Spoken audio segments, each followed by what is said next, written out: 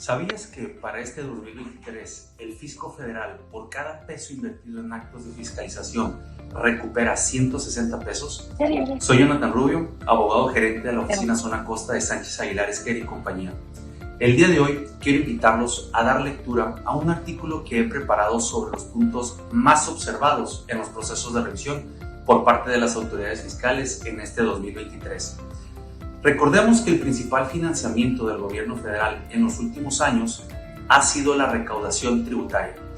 De ahí que el éxito obtenido por la Hacienda Pública en sus procesos de revisión pueden relacionarse con una mala preparación o asesoría de los contribuyentes en su contabilidad y soporte legal. Por lo que este artículo aborda los puntos más observados por el fisco y que nosotros como firma hemos detectado en este 2023 con el fin de que sean tomados en cuenta por ustedes y con esto estén mejor preparados ante una eventual revisión por las autoridades fiscales.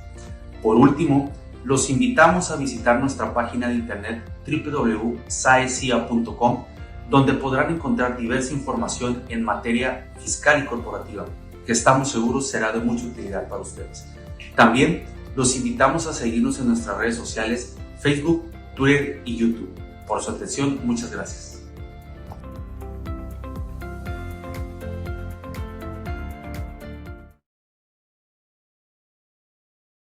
Hola, ¿qué tal? Muy buenas tardes. ¿Cómo están, amigas y amigos de la firma Sánchez Aguilar Esquer?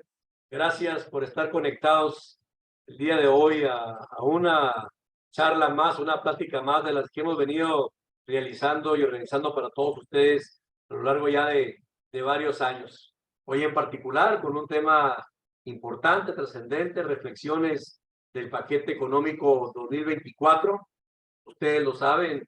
Recientemente, el pasado 8 de septiembre, el Ejecutivo Federal presentó a la consideración del Congreso de la Unión, en este caso la Cámara de Diputados, el paquete económico para 2024, en el cual se plantean las circunstancias diversas que tienen que ver con ley de ingresos, presupuesto de egresos y, en fin, todas aquellas cuestiones que en esta ocasión, más que fiscales, de orden macroeconómicas, que estaremos comentando con ustedes el día de hoy, con la exposición, repito, de este curso denominado Reflexiones del Paquete Económico 2024.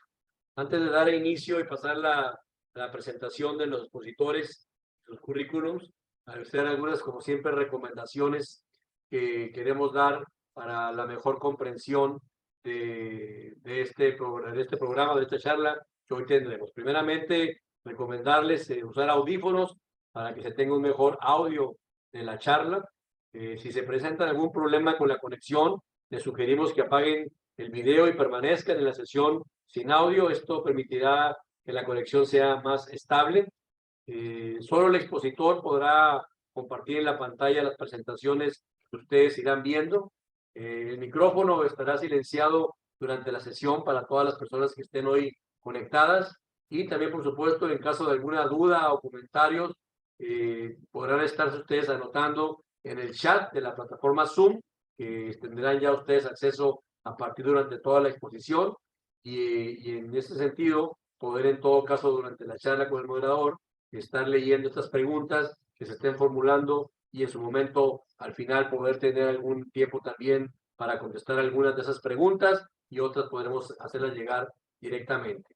También informarles que tendremos el próximo 25 de octubre nuestro buen bar de este siguiente, en este caso con el tema Fiscalización 2023, todo aquello que tiene que ver con los actos que son más observados por parte de las autoridades hacendarias a través de las diferentes formas de fiscalización que se vienen realizando y las formas y maneras de la defensa en que podrán llevarse a cabo por los contribuyentes ante estos actos de fiscalización.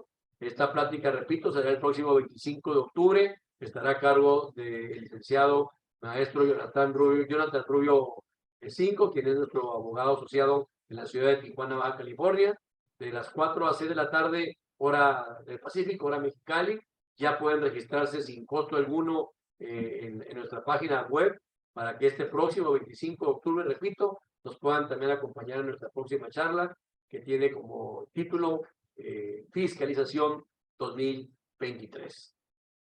A continuación me voy a permitir presentar los currículum del licenciado Manuel Aguilar y del licenciado Reginaldo Esquer, quienes hoy tendrán a su cargo la exposición de la charla del día de hoy. El doctor Manuel Aguilar, socio fundador de la firma Sánchez Aguilar Esquer, egresado de la Facultad de Contabilidad y Administración de la Universidad Autónoma de California, abogado certificado por el Instituto Mexicano de Contadores Públicos.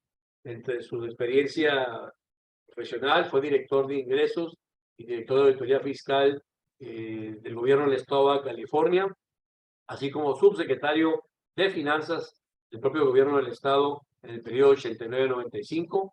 Fue también secretario de planeación y finanzas del estado de Baja California en el periodo 2007 a 2013. Cuenta pues con 34 años de experiencia en la materia fiscal.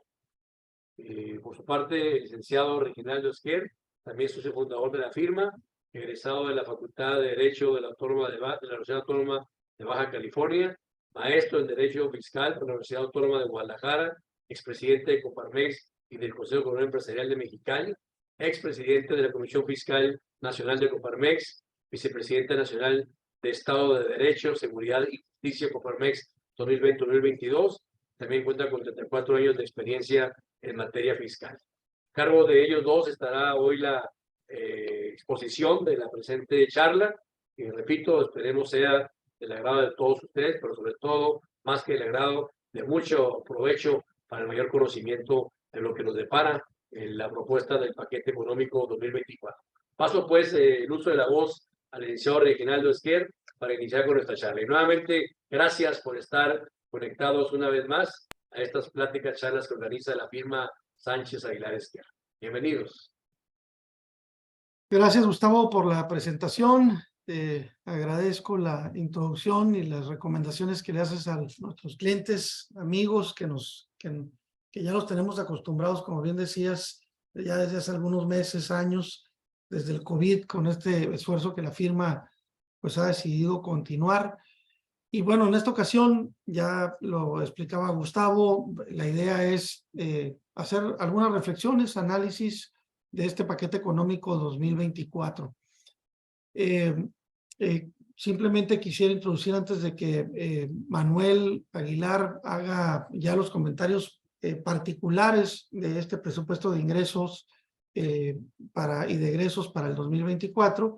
En lo particular, yo me referiré a un recuento de todo este periodo de administración sexenal, debido a que prácticamente, pues como ustedes saben, este es el último presupuesto de esta administración federal, y eso nos permite ya hacer un análisis completo de todo el sexenio, haciendo un análisis más comprensivo de todos los indicadores que normalmente estuvieron pues desarrollándose durante esta administración. El análisis, las reflexiones que haremos con detalle, para nosotros es importante que ustedes perciban esta plática más que como algo que podría verse únicamente numérico, referirse a cuánto es de recaudación, cuánto es del impuesto de la renta comparado con el año anterior o del IVA, etcétera, que desde luego son informaciones importantes porque nos dan pautas importantes, pero el presupuesto de ingresos, la ley de ingresos y la ley de egresos tiene particularidades que son muy importantes para nuestra vida económica. Y de ahí la reflexión que quiero que ustedes tengan claro es que, y lo venimos diciendo, es que una cosa a veces es el discurso y en los hechos es otra. ¿Por qué decimos esto? Porque si decimos que nos interesa seguridad pública, entonces tenemos que tener dinero en seguridad pública. Si decimos que nos interesa la salud, tenemos que tener dinero en salud. Si nos interesa la educación, tenemos que ponerle dinero a la educación.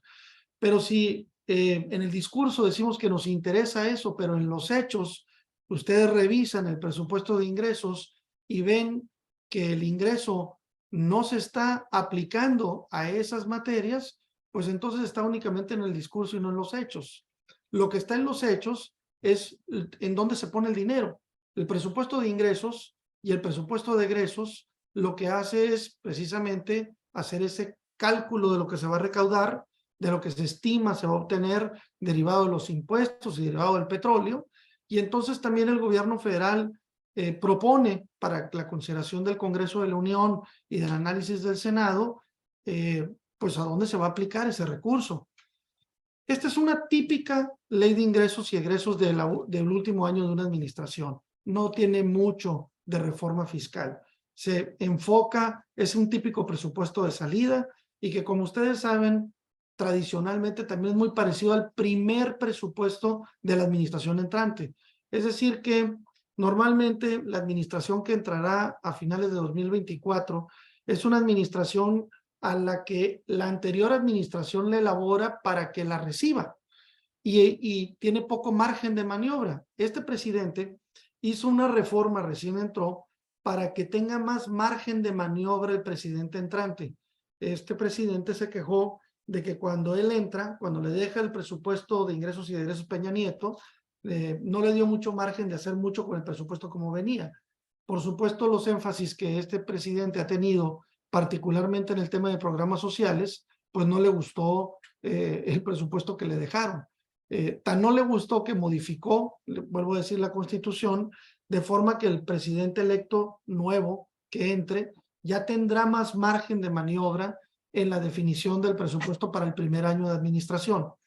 Pero regresándonos a al del 2024, es el típico presupuesto de una administración de cierre. Y no viene gran cosa, vienen temas que son muy relevantes porque tienen que ver con en dónde se aplica nuestro presupuesto, pero como ustedes podrán ver, no hay muchas reformas, particularmente en impuestos, no se diga de la reforma fiscal estructural, que por supuesto no sería razonable que lo hicieran en el último año de una administración, pero pues seguimos esperando ese momento, seguimos esperando el momento de ese cambio, de esa nueva estructura impositiva que haga más eficiente los procesos de pago de los contribuyentes, de cálculo, determinación, de fiscalización, de cumplimiento, pues. Y en este caso, pues, desde luego esta reforma no es eso, desde luego este presupuesto, esta ley de ingresos y de egresos no lo contempla, y pues nos vamos a dedicar a analizar, como lo dice el nombre de la plática, el paquete económico, porque técnicamente mucho de lo que se define en esta ley de ingresos y de egresos, claro, desde luego es la política tributaria, pero que define una buena parte de nuestras finanzas públicas y el aspecto económico de nuestro país.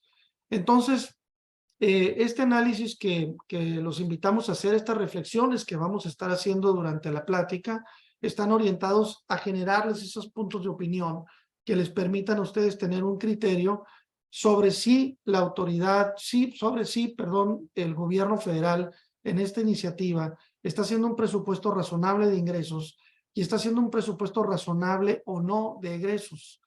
Porque es muy importante que tengamos estos elementos que nos permitan saber si la deuda pública es razonable, si el crecimiento del país es razonable, si nuestras inversiones están siendo eficientes, inteligentes, en donde mejor rendimiento nos genera, si el dinero se está poniendo en donde la ciudadanía más se preocupa. Es ahí donde tenemos que hacer esos énfasis, esos análisis, estas reflexiones que nos permitan llegar a esa parte. Dicho esto, vamos a pasar de lleno ya a la participación del contador público certificado Manuel Aguilar para que él les platique con mucho más detalle lo que para este 2024 se espera, y luego regreso yo, como les decía, con el recuento de los daños del sexenio. Gracias y seguimos en contacto.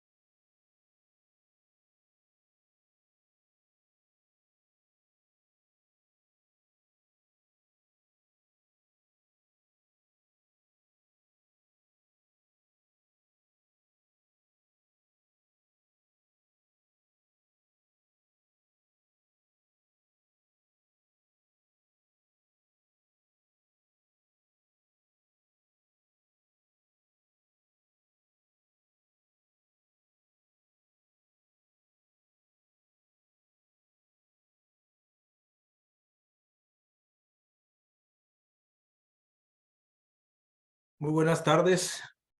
Un gusto poder nuevamente saludarlos. Como bien comentaba tanto Gustavo Sánchez como Reginaldo Esquer al inicio, pues hemos venido realizando este tipo de charlas, de reflexiones y de diferentes temas fiscales que pues ustedes que son tan apasionados del tema fiscal, pues siempre son importantes tenerlos muy presentes y sobre todo el poderlos estar escuchando, sobre todo su aplicación y cuál es la intención del gobierno desde el punto de vista cumplimiento de obligaciones y los contribuyentes desde el punto de vista que estén cumpliendo con sus obligaciones fiscales en tiempo y forma. Efectivamente, el último año del gobierno federal, esto prácticamente pudiéramos iniciar esta exposición de presupuestalmente hablando, diríamos que inicia el final de esta administración. Ya no le tocará ningún otro presupuesto ponerlo a consideración del Congreso. Y pues hay varios puntos en el que pudiéramos estar comentando al respecto. El primero de ellos es de que pues una administración más, sin que, como lo han pedido desde hace muchos años el sector empresarial, de esta reforma hacendaria, recordando que a diferencia de una reforma fiscal que solamente ve el aspecto fiscal, una reforma hacendaria abarca los temas de gasto y sobre todo la distribución que le toca para beneficio, para mejorar el ejercicio de los ingresos que le corresponden a los gobiernos locales, tanto estatales como municipales.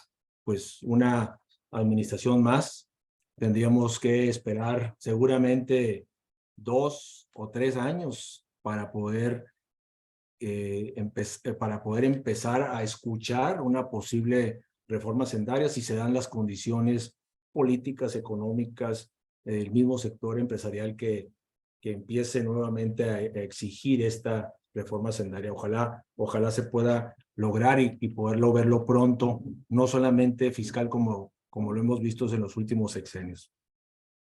Otro tema importante es que ya nos estamos acostumbrando, nos acostumbraron en no tener ninguna modificación de impacto fuera de lo que sucedió con el régimen simplificado de confianza, tanto en personas físicas como en personas morales. Prácticamente esta administración se fue sin ninguna modificación importante. Tal vez en el tema de cuestiones de código fiscal que ustedes han escuchado, que fueron de gran trascendencia. Sin embargo, en temas de impuestos, en temas de incrementos o ajustes en algunas modificaciones o disposiciones fiscales, pues no hubo. No hubo y pues era obvio que en el último año difícilmente pudiéramos escuchar una reforma fiscal importante, ¿no? Entonces, así como lo comentaba hace un momento Reginaldo, no hay modificaciones importantes. También me recomendó que no dijera que no hay reforma fiscal porque no se vayan a empezar a ir, pero vale la pena escuchar toda esta plática porque son reflexiones importantes, son consideraciones que debemos de tomar en cuenta para el próximo año, sobre todo para el 2024 y poder cumplir con las disposiciones como están señaladas.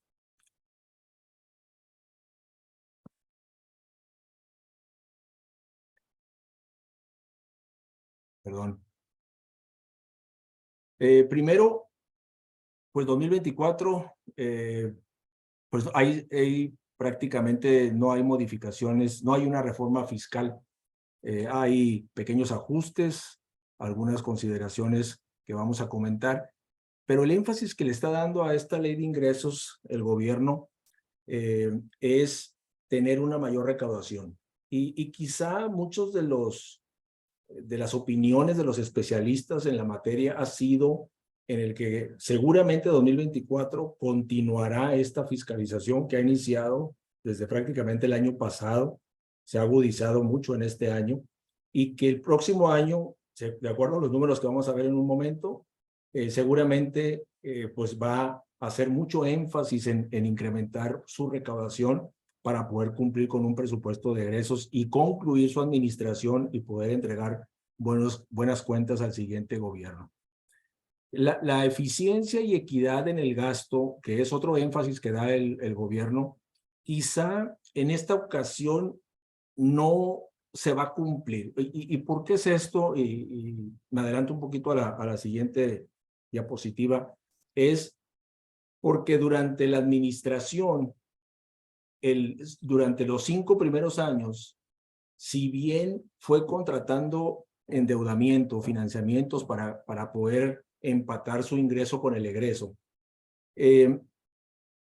fue buscando o estuvo buscando diferentes lugares, fondos, recursos en esa eficiencia y equidad de gasto para poder que no existiera un déficit, ¿no? Y buscar problemas de otra índole en el funcionamiento de un gobierno.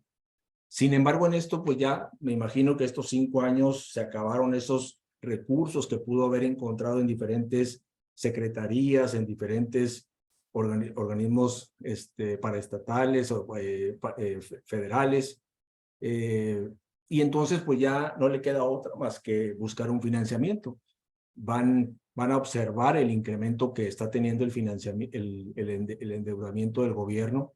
Quizá, si lo vemos en referencia o en relación al PIB, pues está dentro de los límites que marca siempre pues una recomendación económica que hacen los expertos, en el que no rebasemos de este famoso 50% en relación al PIB.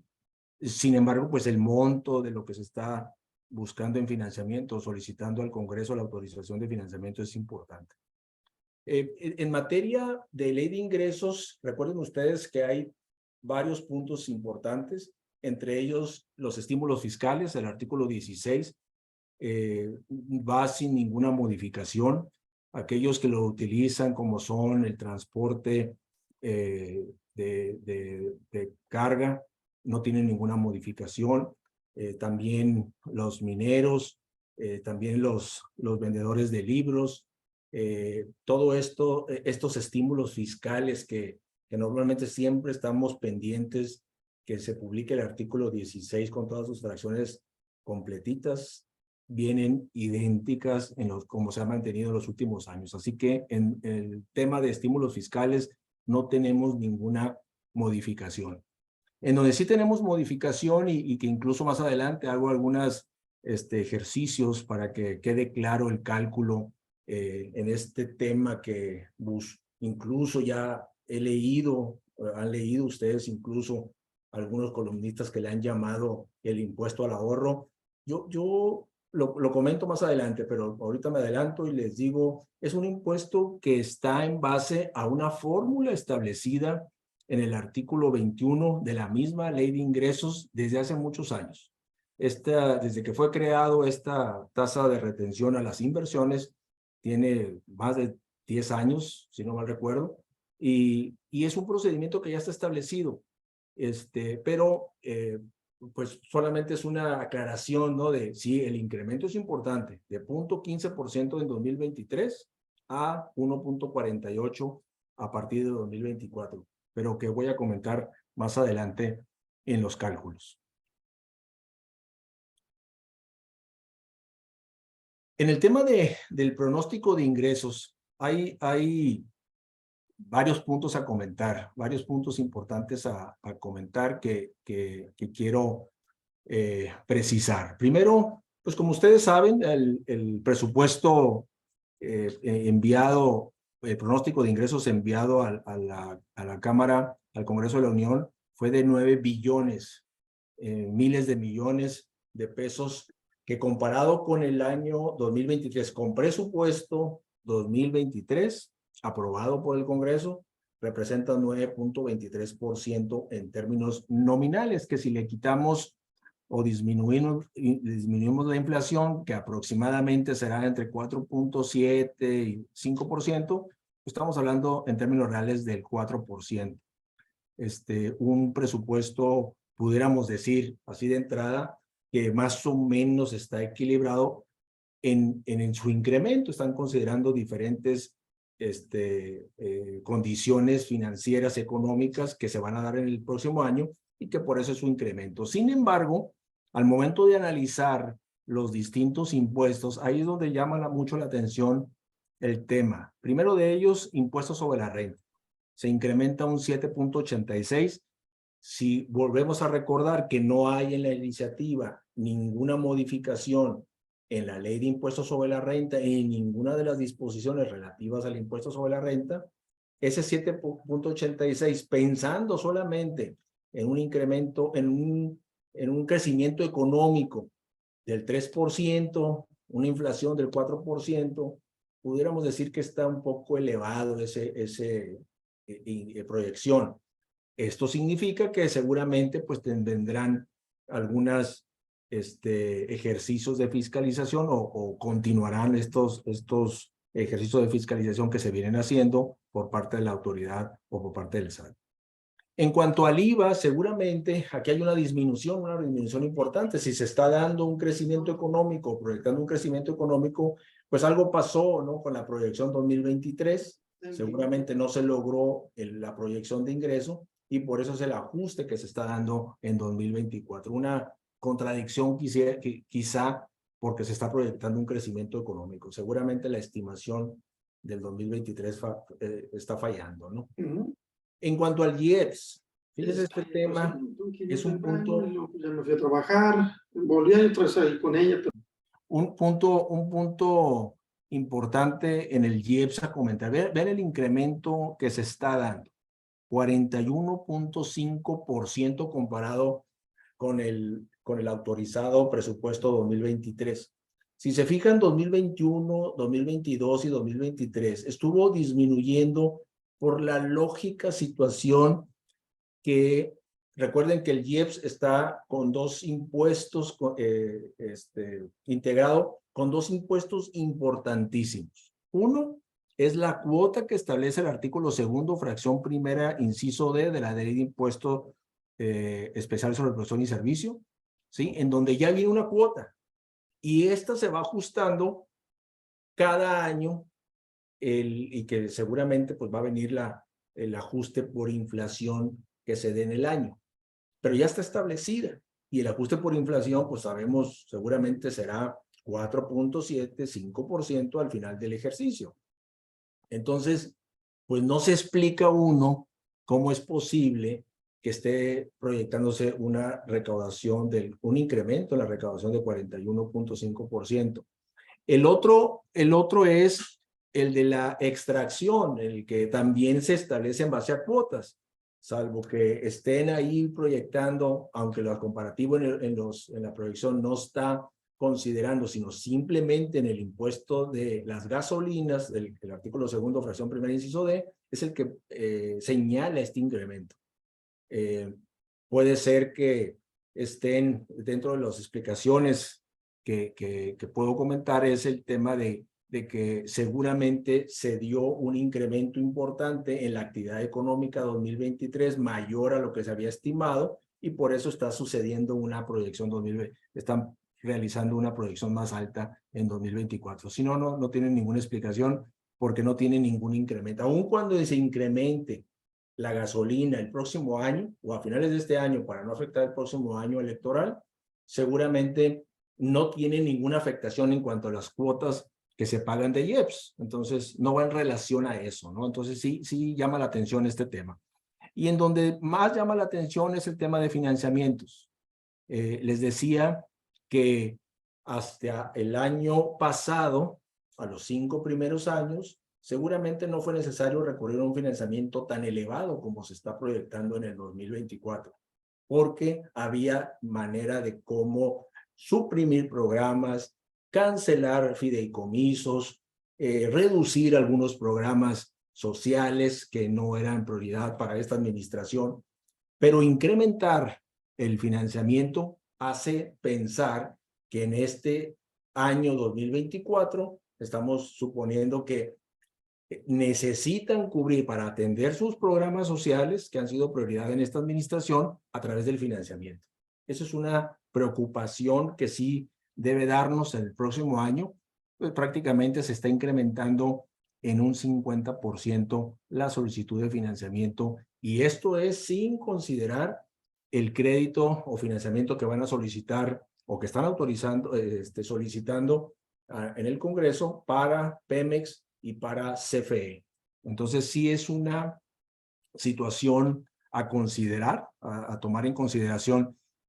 Hay algunos déficits que se están dando en algunos organismos, por eso el financiamiento neto, ¿sí?, sube un 47%, pero la solicitud que está haciendo el gobierno federal al Congreso es que le permita un financiamiento, endeudarse el próximo año en 1.990.000 millones de pesos, ¿no? Es un incremento verdaderamente importante. Esos son los puntos a considerar en el pronóstico de ingresos.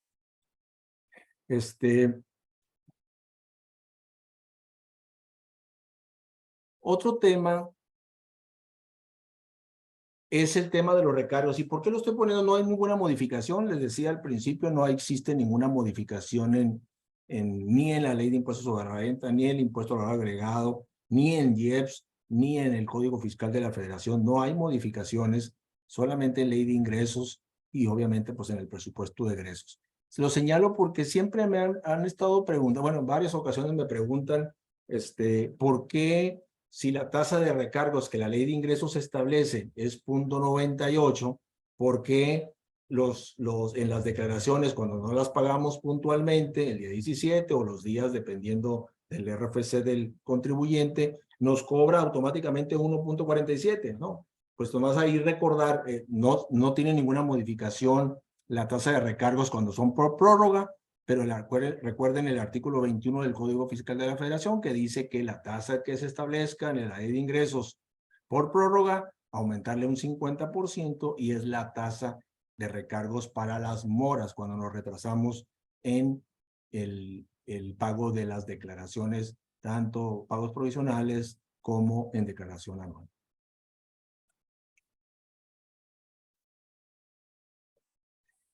En el tema, este tema importante, ¿no? Es el que les comentaba hace un momento, en la tasa de retención de intereses. Y les hago el análisis de todo el sexenio. Fíjense la tasa de interés.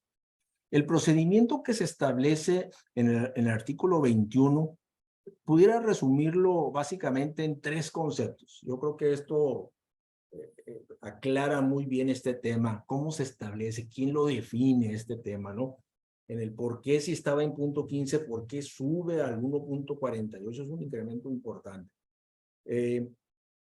Normalmente se establece, de acuerdo a la fórmula, al procedimiento del artículo 21 de la Ley de Ingresos, básicamente les digo de 3 cosas. Son el promedio ponderado de las tasas de interés, tanto de valores que maneja Banco de México, como de las inversiones que se manejan a través de las instituciones bancarias. Es el promedio ponderado de todas las tasas que se tienen.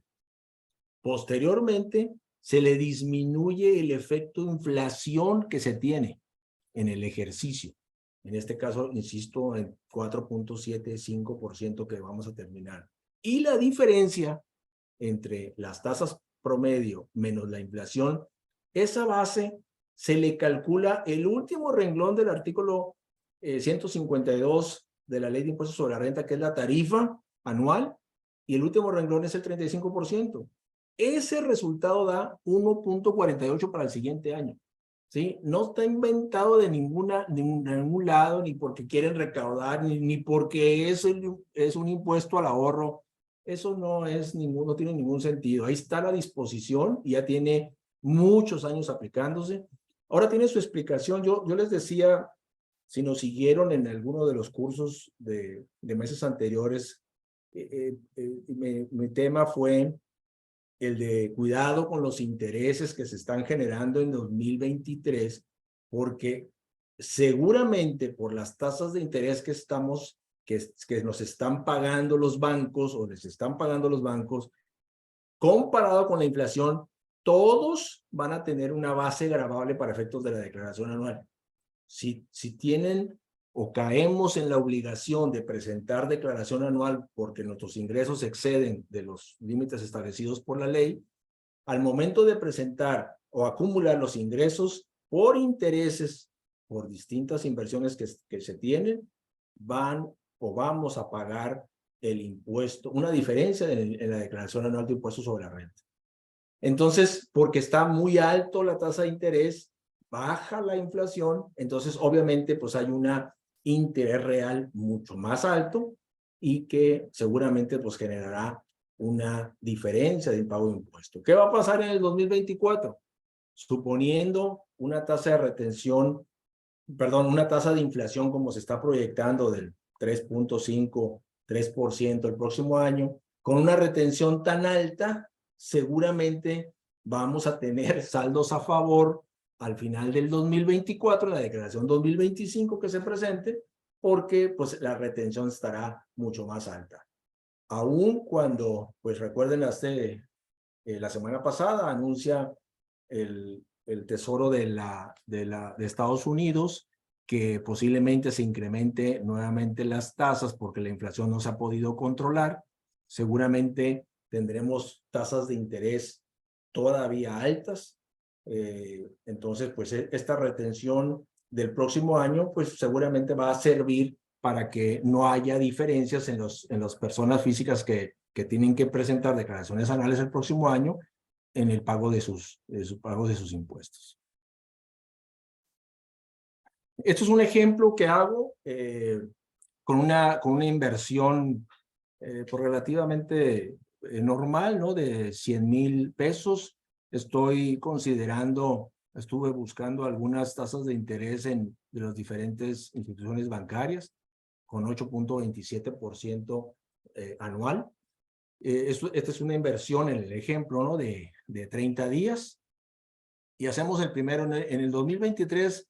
¿Qué está pasando? ¿Qué está pasando si una persona invierte 100,000 pesos a una tasa de 8.27% y a 30 días y genera un interés de 689.17 pesos?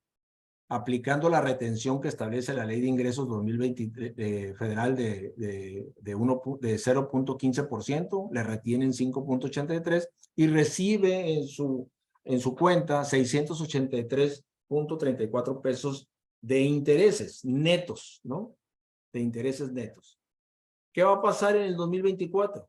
En el 2024, suponiendo que sigamos con las mismas tasas, no hay ninguna modificación en las tasas, tengamos un 8.27 también de inversión a 30 días, los intereses generados van a ser los mismos, 689, pero la tasa de retención se incrementa a 1.48, es decir, van a retener los bancos 123.33 pesos, entonces el interés neto sería de 565.84 pesos lo que se recibirían cada mes por la inversión de 100,000 pesos, es decir, hay una disminución en los intereses por motivo de la retención de ISR de 117 pesos, que en este caso, en este ejemplo, es una disminución del 17.19%. Bueno, va para que se den cuenta de esta situación. Hice otro ejemplo, ¿no? Para aquellos que tienen un poco más de inversión en los bancos. Hice un ejemplo de 1,000,000 de pesos. Obviamente la tasa, pues si con 100,000 es 8.27, pues con 1,000,000 sube a 10.20%. A los mismos 30 días le genera actualmente en el 2023 8,500 pesos y la tasa actual de 0.15% es de 125 pesos. Entonces estaban recibiendo interés netos mensuales de 8,375 pesos. ¿Qué pasará en el 2024? Esos mismos 1,000,000 de pesos a la misma tasa de interés, y a 30 días reciben los intereses, les pagan 8,500, pero la retención de ISR de 1.48% serían 1,233 pesos de retención, y el interés neto recibiría la persona en lugar de los 8,375 en 2023, en el 2024 7,266.67 pesos. Es decir, van a ver disminuido el pago de sus intereses de 1,108 pesos, que representa en este ejemplo 13,23%. Hay algunos que me han preguntado que manejan este tema de inversión. Oye, si invierto en el 2023 y vence en el 2024, ¿qué tasa de retención van a aplicar? El del día de la inversión. Ustedes invierten en el 2023, les retendrán el 0,15%, y esa es la retención que entrará la institución bancaria, y serán ustedes disminuidos en eso, ¿no? Entonces, pues una recomendación, si hay algún ahorro que tienen por ahí, pues traten de invertir en este 2023, aunque pues se supone que las tasas de interés, también hay que tomar en consideración, las tasas de interés deben de ser incrementadas por los comentarios que ha hecho el Tesoro de Estados Unidos, ¿no? Y en otras disposiciones importantes de señalar es el tema en el Código Fiscal de la Federación del artículo 17A, que es la actualización de las diferentes cantidades, montos, importes que señalan las leyes, las disposiciones, cuando se excede del 10%. Si tomamos en consideración la inflación de 2022 del 7,42 y la inflación del 2023, 4,7, 5%, entonces se está yendo más del 10%. Entonces, seguramente habría que esperar estos últimos 3 meses para conocer la inflación que se vaya a dar, terminando en un 4,7. Seguramente tendremos una nueva actualización de las diferentes cantidades que aparecen en el código, y como dice la disposición, en el mes de enero veremos reflejados esas actualizaciones. Un tema importante, porque han estado enviando el SAT a través de su buzón tributario nuevamente el recordatorio de que tenemos que actualizar la información del buzón tributario para habilitarlo. Acuérdense que no solamente basta con que demos nuestro correo electrónico, sino tenemos que dar un número de contacto. Y les estoy poniendo ahí que a partir del 1 de enero la multa seguramente van a empezar ya a llegar a aquellos que no estén habilitando el buzón tributario completo, que son en 2 sentidos, ¿no? Uno es el del correo electrónico, el segundo es el del teléfono, el medio de contacto a través del teléfono. Entonces, pues la multa se incrementa de manera considerable, por lo que aquí se lo estoy recordando para que lo activemos, ¿no? Digo, yo siempre les recomiendo a muchos clientes que el número de teléfono, el número del correo, sí pongan el de los contadores, y si se puede el de los abogados, mejor. Pero si es de el teléfono, el contacto sea el teléfono, pongan el suyo, porque así van a estar enterados de todos los cumplimientos o todos los requerimientos que haga la autoridad, ¿no? Así están enterados con estos 2 medios de contacto. Otras reglas importantes de considerar es, el pasado 2 de octubre lo incluí, aunque ya pues, venció hace 2 días, un par de días, es lo de los reciclos. Recuerden ustedes que siempre les he comentado que este régimen implementado, aprobado en esta administración para facilitar el pago a muchos de los contribuyentes, han sido bastante consentidos, muy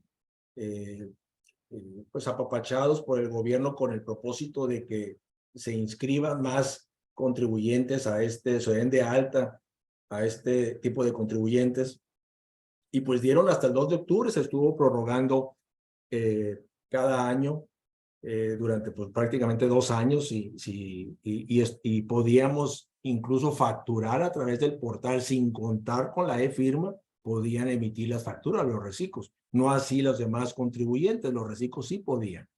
Entonces, el 2 de octubre se terminó la prórroga. Aquellos que no tienen e-firma, tramitada su e-firma ante el SAT, no pueden facturar ya a partir del 2 de octubre. Los reciclos, estoy hablando de los reciclos. Lo mismo pasó el 2 de octubre con la declaración anual del 2022.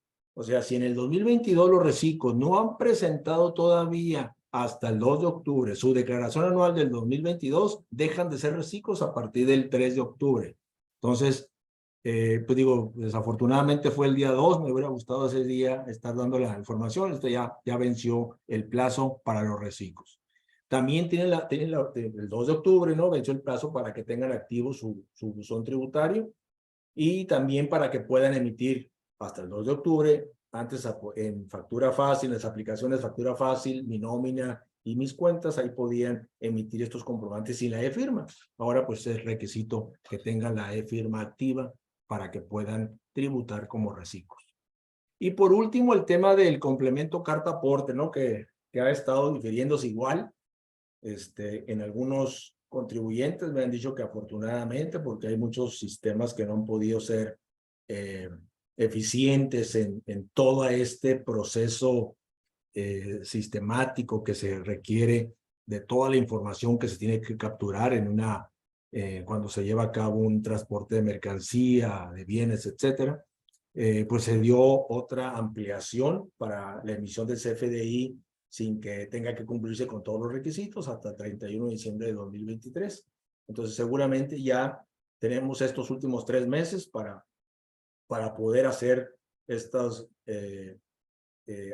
ajustes en los sistemas, aquellos que tienen que ver con el transporte de mercancías, pues prácticamente muchos de los negocios, pues tenemos estos 3 meses para ajustar todo de acuerdo al instructivo que publica el SAT para la emisión del CFDI con complemento carta aporte. Pues aquí termino mi exposición. Pasaría nuevamente la palabra a la voz al licenciado Reginaldo para que continúe con las reflexiones.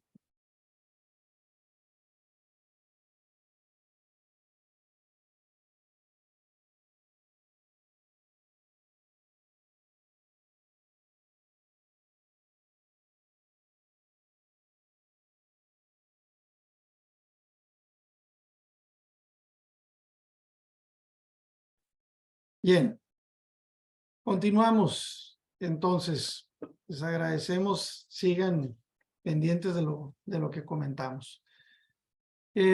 Como les decía, en mi caso lo que voy a hacer es tratar de hacer un compendio de todo lo que ocurrió en los 6 años, porque este es el último presupuesto de ingresos y de egresos que presenta esta administración pública federal. Entonces, creo que ayuda al proceso de análisis tener estos contrastes para que ustedes puedan tener la mejor evaluación que se puede hacer de una administración, porque pretendemos hacer ahorita es una evaluación de la política tributaria sexenal, ¿no? Desde luego que hay muchas otras que se tendrían que revisar, como la de seguridad pública, la educación, etcétera, pero ahorita particularmente nos referimos a nuestra área de desempeño. Entonces, déjenme empezar por la parte que corresponde a los compromisos. A ver, primero, este actual presidente siendo candidato, pues hizo muchas promesas. Y esas promesas, normalmente, cuando tienes un candidato ganador, se convierten en premisas de su administración. Y yo creo que vale la pena hacer una evaluación de las promesas que en materia de política tributaria hizo en aquel entonces candidato, ahora pues presidente de México. Una primera promesa que hizo fue no nuevos impuestos. Y pues ya con este presupuesto de ingresos y de egresos 2024, que es el último de esta administración, pues podemos confirmar que efectivamente en todo el sexenio no tuvimos ningún nuevo impuesto. Es decir, que esa promesa la cumplió. Es curioso, pero pues todo tiene matices. Si bien es cierto, no hubo nuevos impuestos, por ejemplo, particularmente el que más le preocupaba a todo el mundo era el impuesto patrimonial, que se generaron en el segundo y tercer año de su administración, yo creo que prácticamente de manera constante todos los años, a excepción de este, este fantasma de la posibilidad de que hubiera un impuesto patrimonial o hereditario. Como ustedes saben, este impuesto es uno de los pocos que no tenemos en México. Si nos comparan con Estados Unidos, ese impuesto patrimonial puede representar el 50% sobre el patrimonio heredado, cuando rebase de 12 millones de dólares actualmente.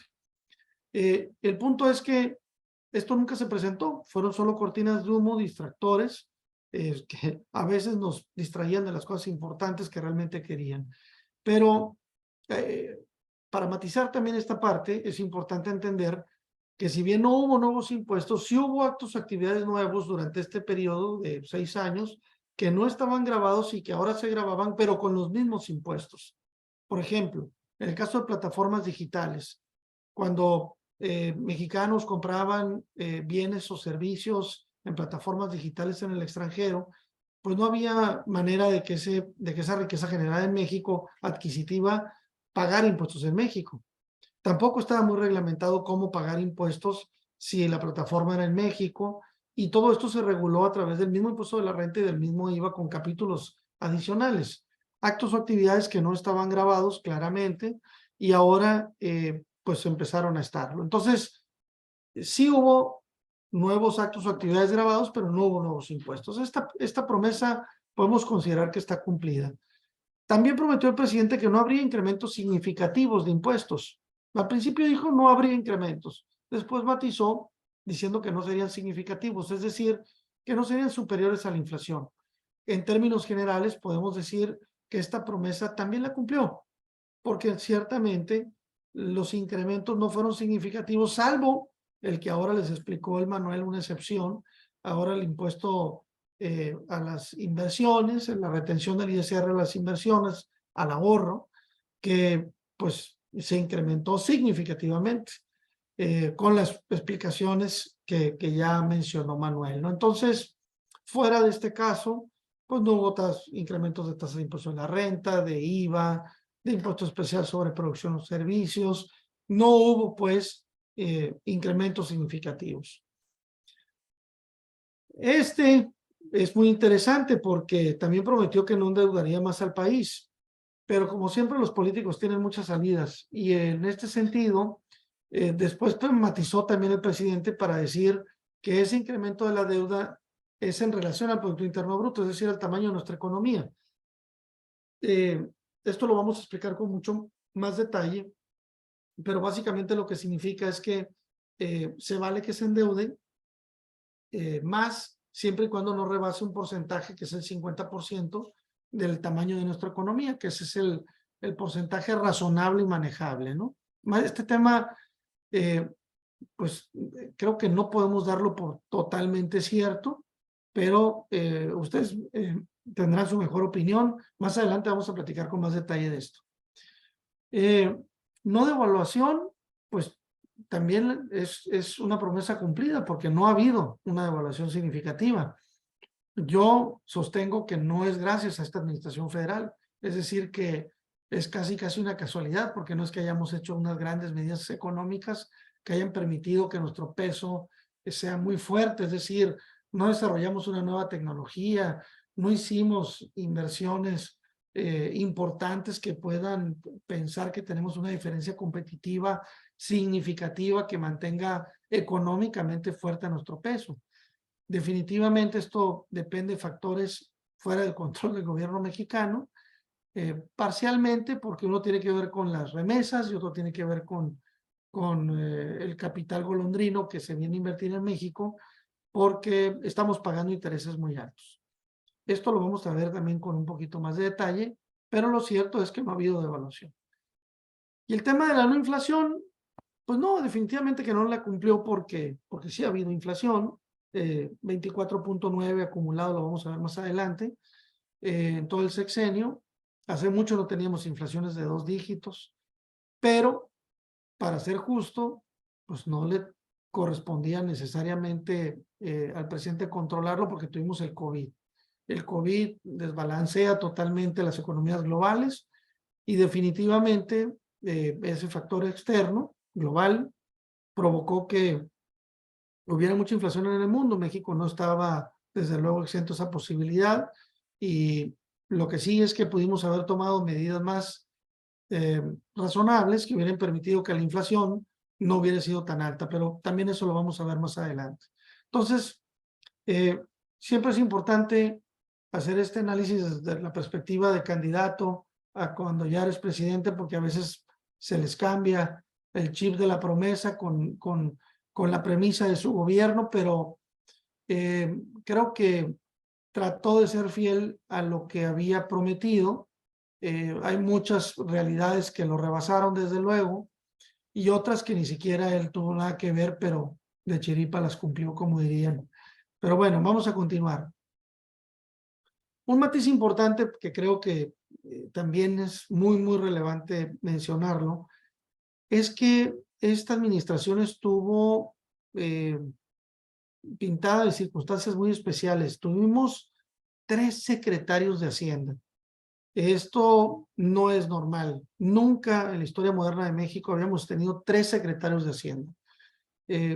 Cuando mucho habíamos tenido 2, pero el secretario de Hacienda normalmente es una función, cuando se decide, es una función que dura los 6 años. Nos parece muy relevante comentar, porque desde luego hay diferencias entre los secretarios que salieron y el presidente, porque no puede obedecer a otra cosa.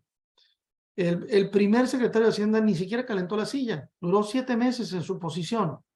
Es decir, que prácticamente no alcanzó a hacer nada, porque el presupuesto que le tocó ejercer, el de 2020, se lo hicieron la anterior administración, y para trabajar para el de 2020, para el 2021, pues no tuvo oportunidad, porque pues este se presenta en septiembre. Muy seguramente cuando se estaba elaborando la ley de ingresos y de egresos, hubo diferencias claras con el presidente, y creo que lo ético, lo razonable fue que, al no haber, vamos a decir, afinidad entre las posiciones sobre cómo debería manejarse la economía, es que renunciara.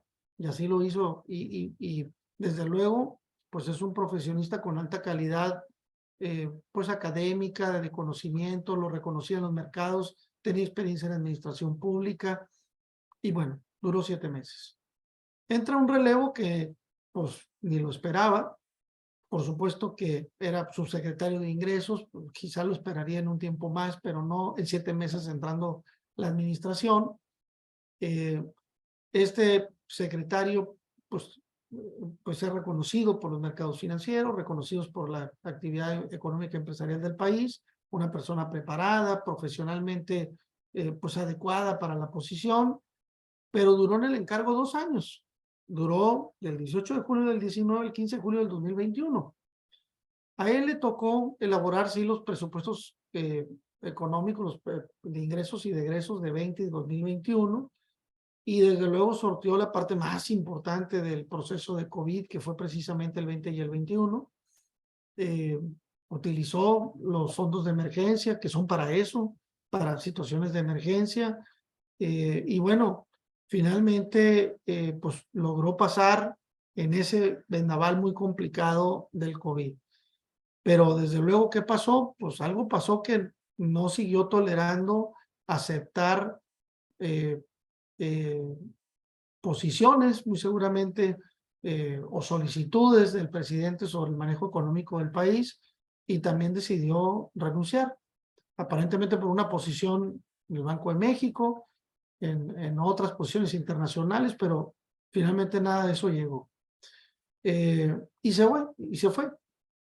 Y luego tenemos un tercer secretario de Hacienda, Ramírez de la O, actual secretario de Hacienda, a mi juicio un personaje gris, opaco, porque pues me consta, porque en una función que tuve dentro del sector empresarial en Coparmex, pues nos toca desde luego todos los años ir a negociar el paquete económico, y cuando fuimos a tocar la puerta del secretario para revisar el presupuesto, pues nos dijo que pues que no, que el tema fiscal lo íbamos a ver con el SAT y no lo íbamos a ver con él, que prácticamente el SAT definiría la política fiscal y él únicamente se concentraría en el gasto.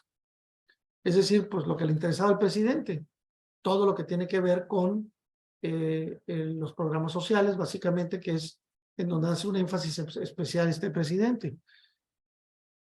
Y lo cual a mí me pareció muy lamentable porque es renunciar a una competencia que le es legalmente correspondiente al secretario de Hacienda, no le corresponde al SAT definir la política fiscal mexicana.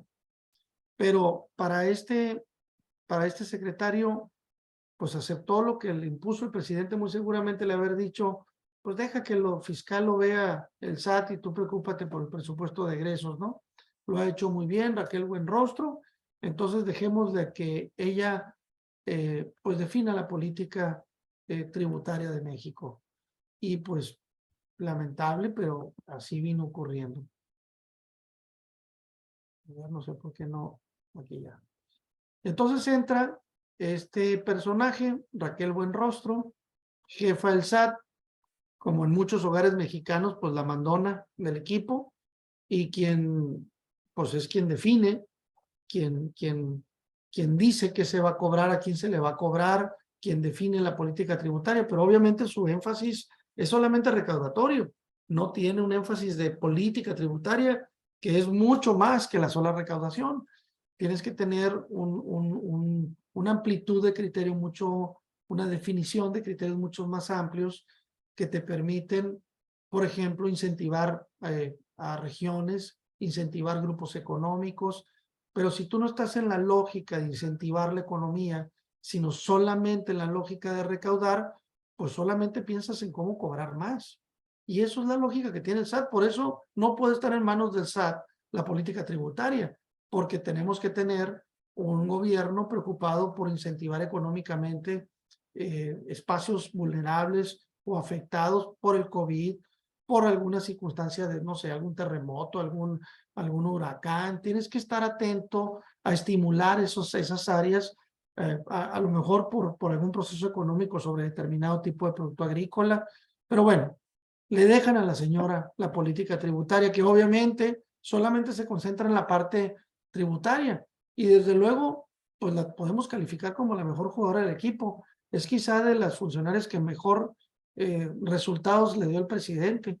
Hizo muy bien en recaudar, porque además de que lo definió unilateralmente, ella se concentra en grandes contribuyentes.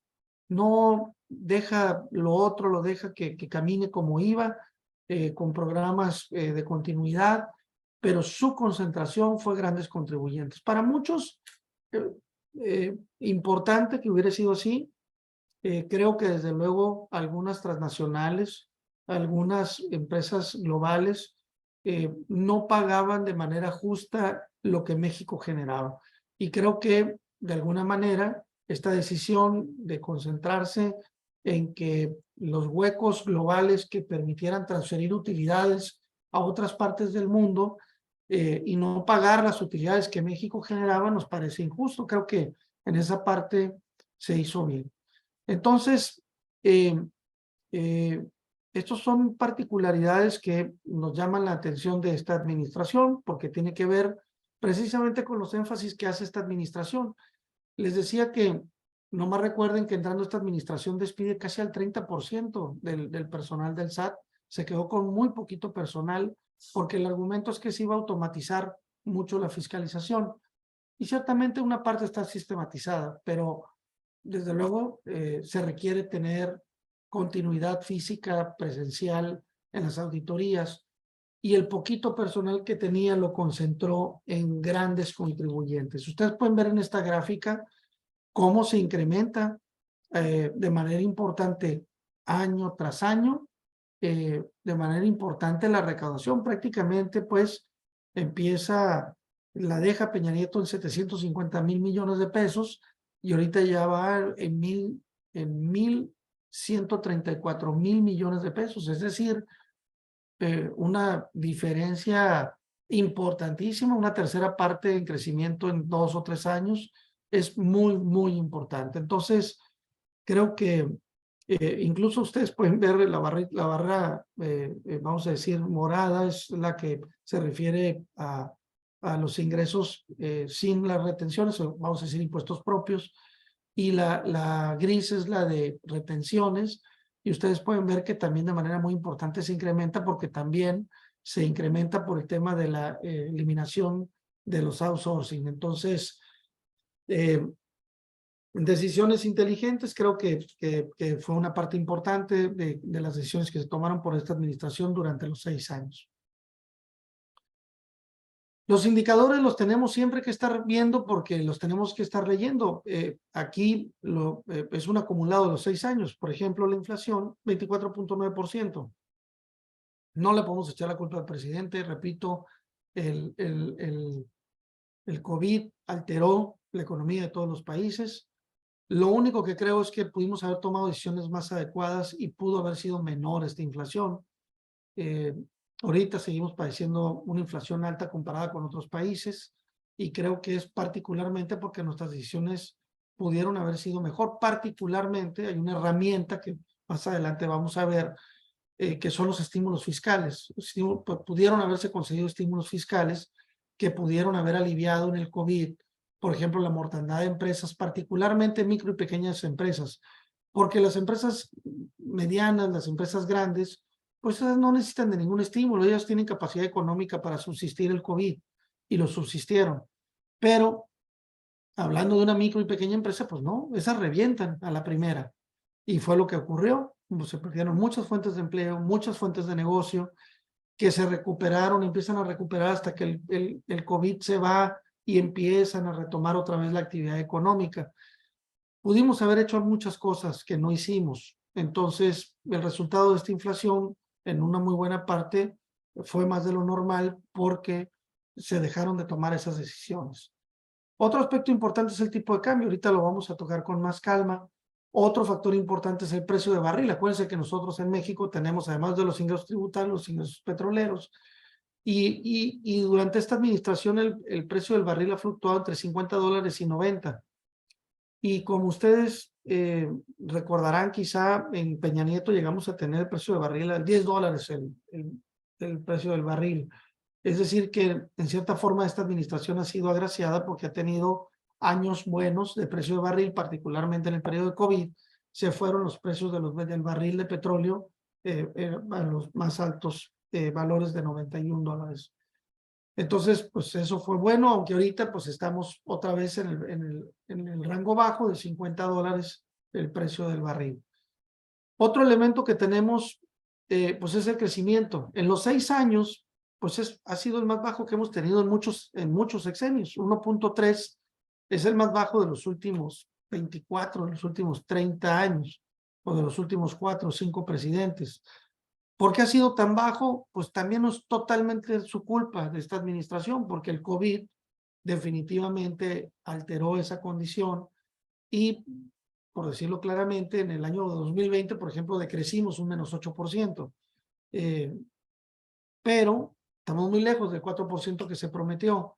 Y el punto es que, o el problema que vuelvo otra vez a ser reiterativo en este tema, es que este crecimiento pudo haber sido un poco mejor si hubiéramos tomado mejores decisiones durante el COVID. No las tomamos y entonces nuestro decrecimiento fue estrepitoso y luego cuando fue finalmente saliendo el COVID empezamos a mejorar un poco. Y otro elemento importante, pues son las tasas de interés. ¿Por qué tenemos tanto dinero? ¿Por qué tenemos tantos dólares en México? Porque estamos pagando muy buenas tasas de interés. Ya Manuel lo mencionaba ahorita, ya estamos pagando hasta el 18%. Es absurdamente alto. Mientras tengamos esa tasa de interés, vamos a tener muchos dólares de capitales golondrinos que andan buscando de otros países donde les dan más rendimiento. México es ahorita un lugar perfecto para generar un rendimiento, pero no se puede sostener esas tasas de interés tan altas porque los financiamientos van a ser más caros y por lo tanto, si los financiamientos son más caros, eso provoca inflación en nuestros bienes y servicios y desde luego tenemos que generar un equilibrio razonable. Ahorita a lo mejor convenía mantener una tasa, vamos a decir, un peso fuerte, atrayendo capital extranjero con los intereses que estamos pagando, pero pues es efímero. Ese capital, ese interés lo vamos a tener que bajar en cualquier momento por el factor de inflación, y lo que va a provocar pues es que sus capitales se vayan, y por lo tanto provocará una devaluación que ya estima esta administración en el presupuesto a 19.3 pesos por dólar al cierre del diciembre de 2024. Entonces, para algunos eso es muy optimista. Quizá estemos cerrando alrededor de los 20 pesos por dólar 2024, pero ya lo veremos ese tema. El tipo de cambio, pues ya lo vimos, se ha mantenido muy por abajo durante esta administración, no ha habido devaluaciones estrepitosas, pero vuelvo a decir, no es tanto por las decisiones que ha tomado este país, porque no hay una razón lógica que permita decir, hoy tenemos un peso fuerte porque tomamos unas decisiones impresionantemente buenas en materia de inversión pública, o generamos una nueva tecnología, o tenemos una ventaja competitiva como país significativo que hace creer que tengamos un futuro prometedor y un peso muy fuerte. El peso fuerte lo tenemos porque tenemos dinero golondrino al que le estamos pagando intereses muy altos, y dos, tenemos remesas de extranjeros, de mexicanos que se fueron al extranjero, que están mandando dólares, pero eso no nos debe dar orgullo, porque esas remesas aumentan porque más paisanos han tenido que emigrar ante la falta de oportunidades en México. Y eso significa que en México no han encontrado oportunidades, han emigrado a los Estados Unidos y han encontrado la oportunidad de mandar estos dólares, amén de que se dice hay un alto nivel de lavado de dinero, se dice, a través del proceso de remesas. Ese tema se tendrá que investigar con calma, porque es impresionantemente alto la cantidad que se está mandando de remesas. Pero es por eso que tenemos un peso fuerte, no porque hayamos hecho cosas extraordinarias como país. Otra cosa importante es la deuda. Y esta gráfica está interesante porque siempre se especula quién ha sido el peor presidente de México en materia de endeudamiento, ¿no? Sí, Felipe Calderón, sí, Peña Nieto, sí, López Obrador. ¿Quién es el peor de los tres? ¿Quién endeuda más a México? Y esta gráfica es un poco engañosa, porque ustedes saben que la deuda de un país, hay deuda interna y deuda externa. Tenemos vamos a decir, en las barras, como aquí pueden observar, pues una deuda interna muy alta con Felipe Calderón, mucho más alta con Peña Nieto, una deuda externa relativamente baja, pues se aprecia como vienen los gráficos, y muy alta con Peña Nieto. Pero déjenme decirles una cosa, porque nominalmente es obvio que la deuda, 302,000 millones de pesos de Felipe Calderón, son mucho más bajos que la deuda nominal de 647,000 millones de Peña Nieto. Pero si yo les dijera que la deuda de Felipe Calderón rebasó el 50% del Producto Interno Bruto del país, es decir, el tamaño de nuestra economía, se puede decir que financieramente Felipe Calderón endeudó más allá de lo razonable, de acuerdo con el tamaño de nuestra economía, al país. Mientras que Peña Nieto, aun y cuando es nominalmente más alta la deuda, es 50%, es abajo del 50% del tamaño de nuestra economía, que terminó siendo como el 49% aproximadamente del tamaño. Es decir, que en relación al tamaño de nuestra economía, Felipe Calderón endeudó más al país, proporcionalmente al PIB. Y Peña Nieto, aunque nominalmente fue mayor la deuda, en relación al Producto Interno Bruto es menor, de acuerdo con el tamaño de nuestra economía. Es muy curioso este tema, porque pues prácticamente, como ustedes pueden ver, es más del doble el crecimiento nominal de la deuda, pero en relación al tamaño de la economía, como fuimos creciendo como país, en relación al Producto Interno Bruto de nuestro país, Peña Nieto siempre estuvo abajo del 50% del tamaño de nuestra economía. Pero sin siquiera tomar en cuenta la deuda externa, vean cómo ya lo tiene el presidente actualmente el endeudamiento interno. Esta administración creció en el doble el endeudamiento interno, ya va en 1,170 millones de pesos. Entonces, nominalmente, sin considerar la deuda externa, ya es el doble de la de Peña Nieto.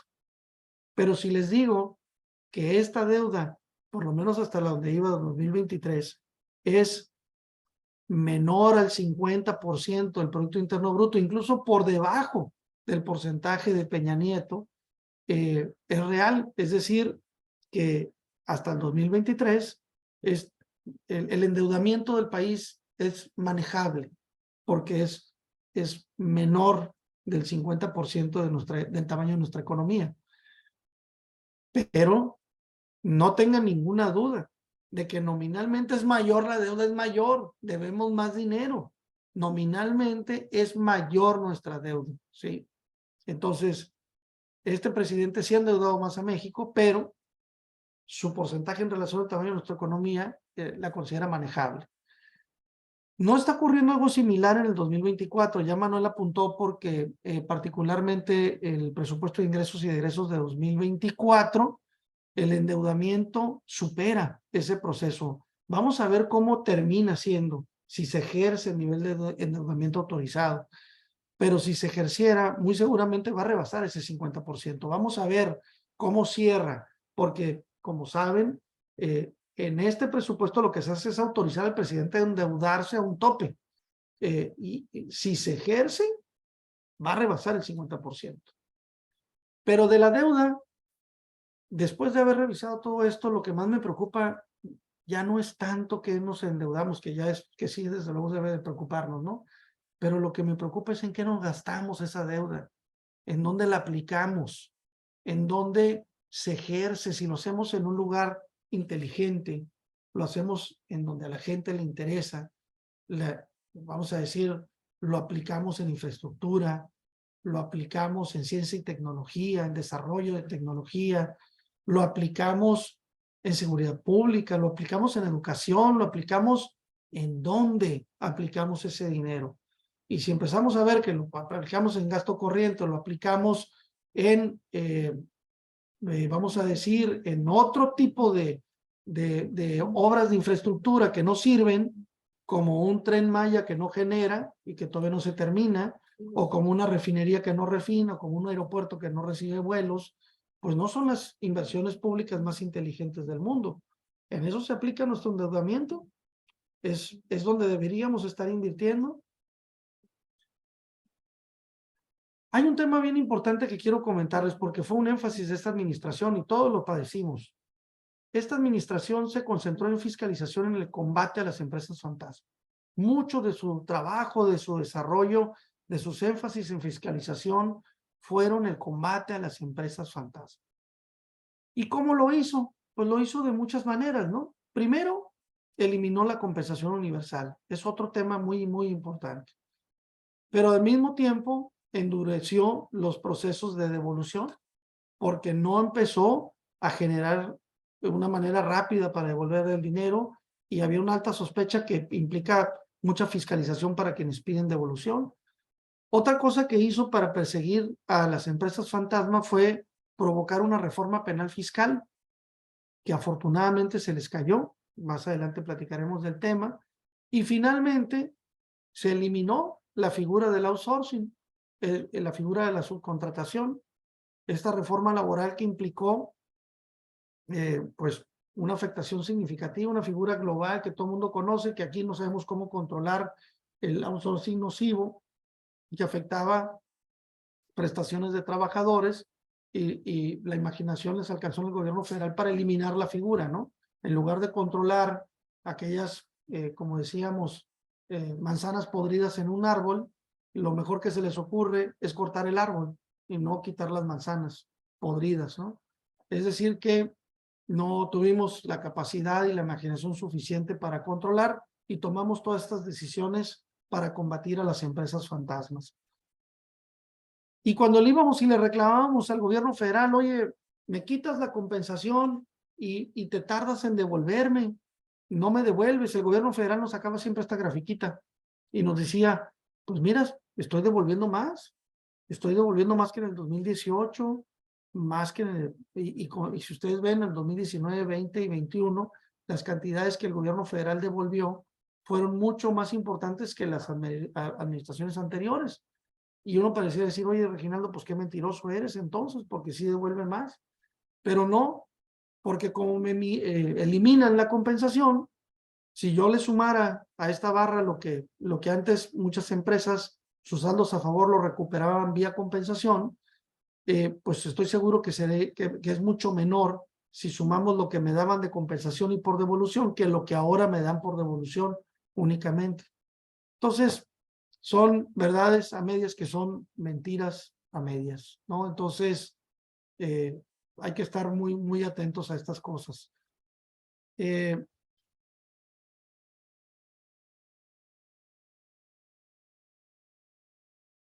Les decía que una de las cosas particularidades de los énfasis de esta administración tiene que ver con el tema de la reforma penal fiscal, porque para este gobierno federal nomás empezaron, para ellos un defraudador fiscal era igual que un narcotraficante, igual que un tratante de personas o igual que un terrorista.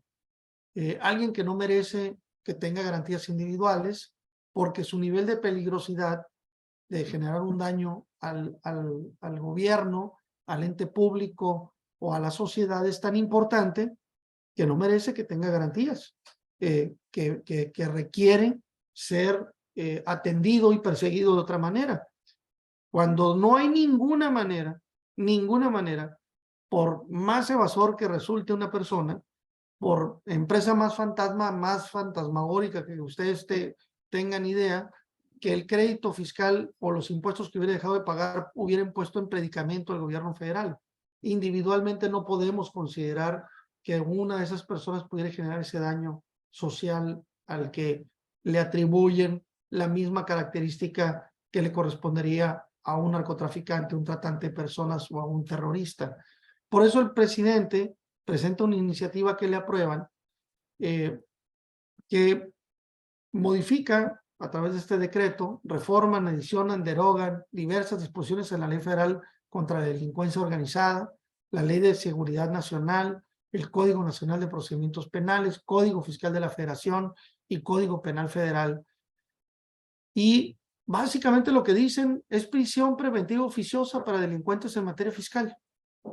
Y lo que dicen es no merece cárcel, no merece libertad bajo caución y lo metemos a la cárcel y si gana, después de, no sé, 6 años, 8 años, le decimos usted disculpe, usted no era culpable, pues ya tiene su libertad, pero me hicieron pasar en la cárcel un tiempo determinado porque el delito pues es tan grave, tan relevante que provoca esa consideración. Afortunadamente esta reforma la Corte genera los equilibrios necesarios y la Corte la tira. La Corte considera que es inconstitucional, que no tienen ese nivel de peligrosidad. Afortunadamente promovieron estas acciones de inconstitucionalidad todos los partidos que votaron en contra. A nosotros en el sector empresarial, en Coparmex particularmente, nos tocó presentar un amicus curiae en apoyo a las propuestas que había, a las acciones que había promovido los diputados y senadores de oposición que votaron en contra de esta reforma.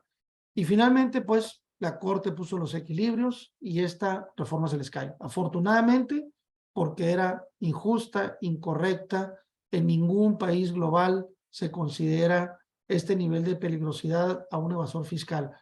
No está bien, desde luego es incorrecto dejar de pagar impuestos, maquinarlo artificialmente, pero no merece esa pena a la que se refiere esta reforma.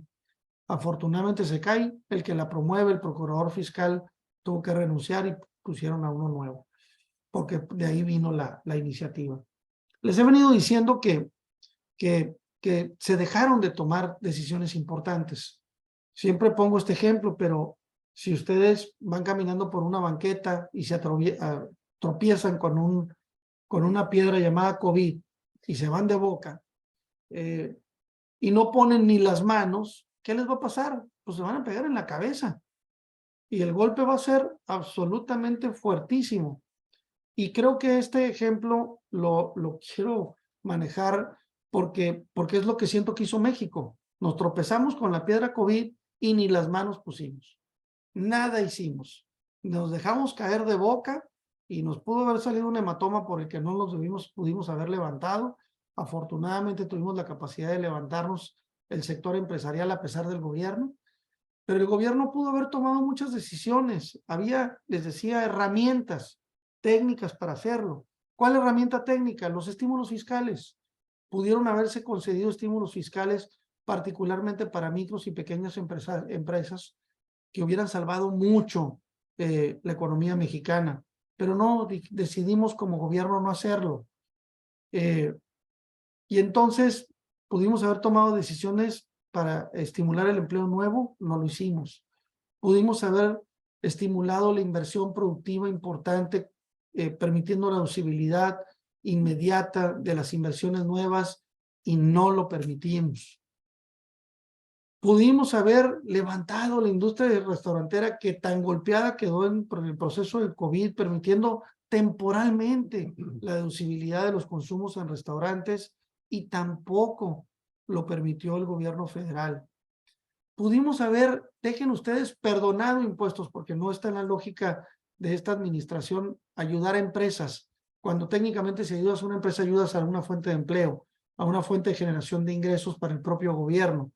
Pero en su lógica no está, en su ADN ideológico ayudar a la empresa, pero pudo haberles, lejos de perdonado, por lo menos diferido a 6 meses, a 8 meses, a 12 meses, el pago de los impuestos, a 24 meses, aliviado las cargas que hubieran permitido mantener las fuentes de trabajo, pero tampoco lo hicimos. Las dos únicas cosas que creo que hicimos, que fueron herramientas utilizadas por el gobierno federal, es el estímulo a la gasolina, porque se dio estímulo a la gasolina que permitió que los precios del combustible estuvieran bajos comparadamente. Acuérdense el presidente presumiendo que la gasolina era más barata que en Estados Unidos.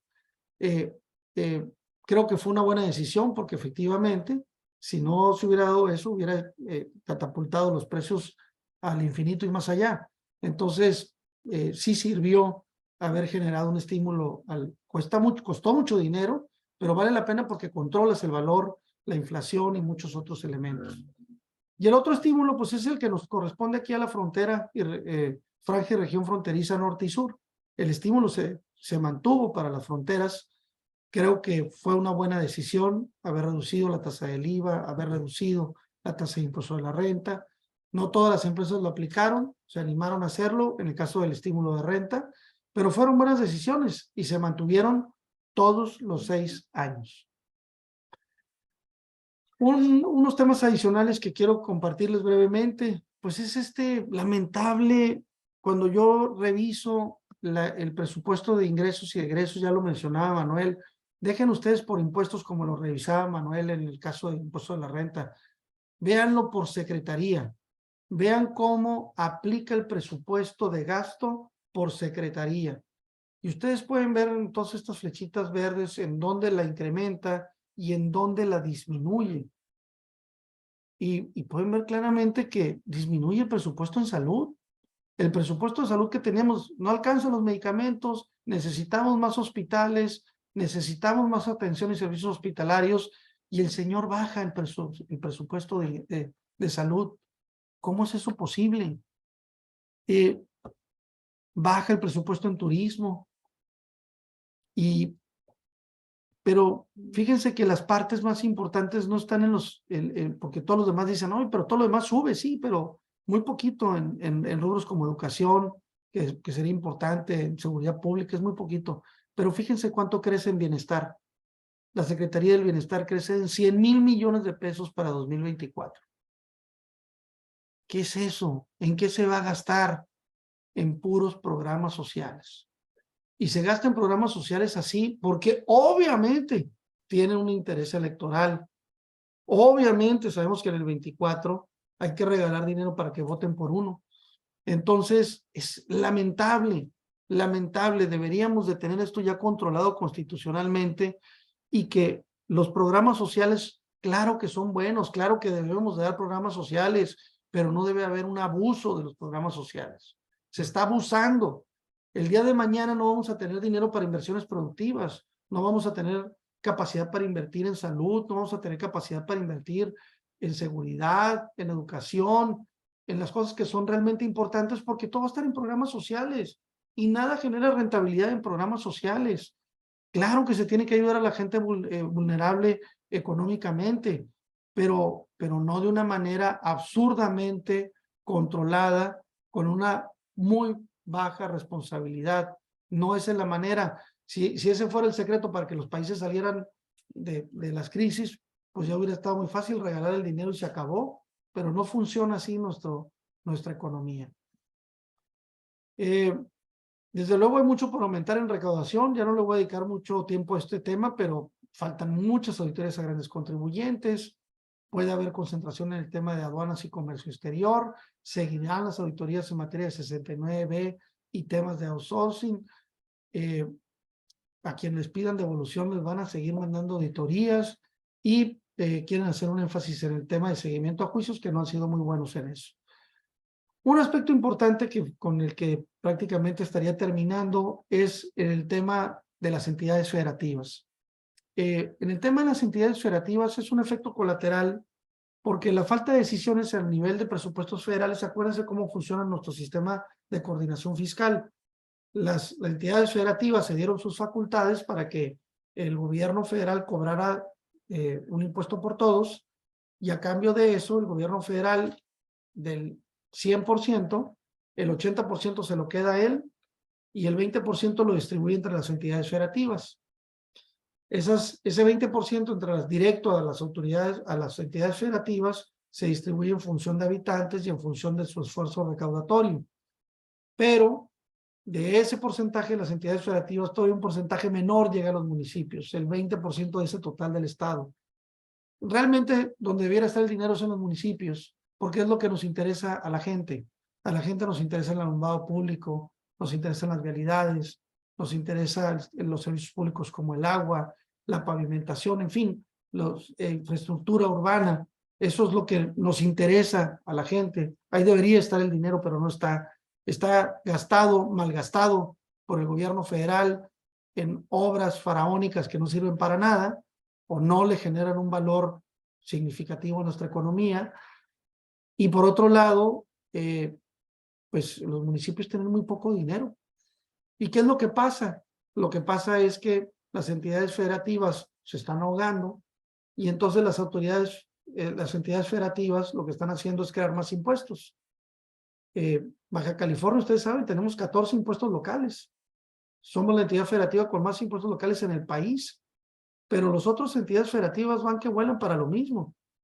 Sí, afortunadamente, muchos de estos impuestos promovidos por la administración estatal anterior, pues ya los tribunales han determinado algunos de ellos inconstitucionales, como el impuesto al medio ambiente, a las gasolinas y demás. Pero las entidades federativas están en un alto nivel de presión. Sus finanzas públicas dependen de sus impuestos propios porque lo que viene de la federación viene muy mal, viene muy poco dinero. Entonces, pues son cosas que vamos a padecer y ya estamos padeciendo precisamente nosotros. Bien.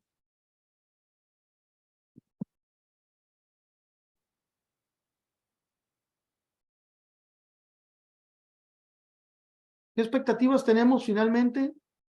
Pues que no tenemos una reforma fiscal que es la que siempre estamos esperando. Ya tenemos más de 30 años esperándola y no llega. Podemos seguir esperando un poquito más porque, pues no, 2024, este presupuesto no lo contempla. En el 2025 tampoco esperamos grandes cosas porque otra vez esa primera, vamos a decir, ley de ingresos y de egresos de la nueva administración federal entrante se la prepara la saliente y normalmente es no una muy importante, ¿no? Entonces, no esperemos grandes cosas. Pero lo que sí me atrevo a advertir es que ahí sí en 2026 agárrense de las manos, ¿sí? Ahí sí nos va a tocar pagar las que debemos. En el 2026 la cosa se va a poner fea, a mi juicio. Entonces, si tienen algo de dinero, pues gástenselo el 24 y el 25, no va a pasar nada. Ahorren un poquito porque en el 26 ahí sí nos va a llevar a todos. Entonces, tenemos que ser cautelosos. Cuando nuestros gobiernos no toman las decisiones más inteligentes, nos toca a nosotros como ciudadanos hacerlo en nuestro ámbito. Tenemos que prepararnos para lo peor, esperando lo mejor. Pues muchas gracias por su participación. Les recordamos, pues estén atentos a nuestras redes sociales, nuestra página web. Hacemos todo lo posible para tenerla constantemente actualizada, www.sai-medio-cia.com. También, por favor, visiten nuestras redes sociales en Twitter, Facebook y YouTube, que también tenemos pues todo el esfuerzo que hacemos tanto para tener los flash informativos que llamamos auditus, así como los trabajos que hacemos de artículos en donde hacemos análisis sobre ciertos temas importantes de actualidad, que muchos de nuestros abogados asociados están trabajando y constantemente proponiendo en ese proceso. Entonces,